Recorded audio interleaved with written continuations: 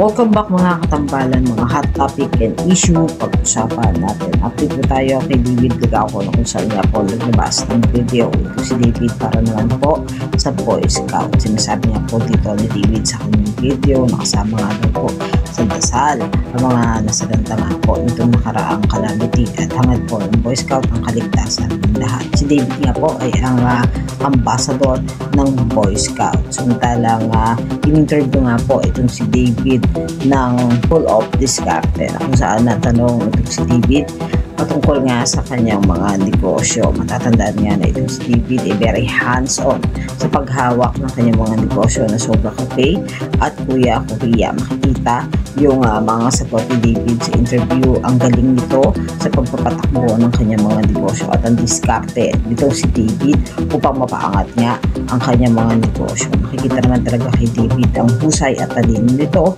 pagdating sa diskarte sa negosyo at makikita talaga kay David yung pagiging business minded at isa pa nga po sa nabanggit ni David na mas komportable siya na tanungin patungkol sa mga business at mas mapapalawak yung ma-share niya mga ideas compare niya sa showbiz na kung saan nga ay malayo ang tinatahak ng pagiging artista.